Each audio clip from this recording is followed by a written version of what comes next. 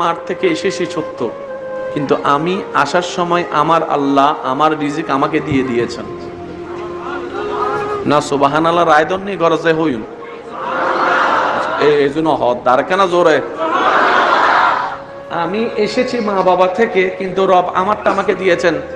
আল্লাহ পাক আমার মা বাবাকে বলে, তুই মা বাবা হিসেবে টেনশন করস, তোর দায়িত্ব আছে। স্রষ্টা হিসেবে কি আমি আল্লাহর দায়িত্ব নাই? সুবহানাল্লাহ, আমি আল্লাহরও তো দায়িত্ব আছে। সুতরাং আমার বান্দার রিজিকের দায়িত্ব আমার, মারও নয় বাবারও নয়। সেজন্য অনেক মা বাবা হারা সন্তান রেল বিডিতে বড় হচ্ছে, কই উপবাসে তো কখনো মরে নাই। করোনাকালীন সব বন্ধ হয়ে গেছে, রাস্তা বন্ধ, দোকান বন্ধ, বাইরে হইলে মায়ের। একজন মানুষ হাত তুলে দেখায় বলেন, আল্লাহ আমাকে 3 দিন উপবাস রেখেছে। ভাইয়া কথা বলতে হবে ভাইয়া, আল্লাহ আমাকে 3 বেলা উপবাস রেখেছে।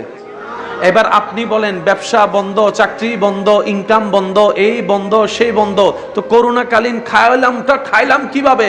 আল্লাহ পাক বলে যে আমি রব চাইলে পাথরের ভিতর থেকেও ফুল ফুটাইতে পারি। আমি রবের সেই ক্ষমতা আছে। করোনাকালীন সময়টা তোদের সামনে দিয়ে আমি আল্লাহ তোদের ঈমানকে শক্ত করার সুযোগ করে দিলাম। সব বন্ধ, খাবার আমি আল্লাহ চালিয়ে নিয়েছি।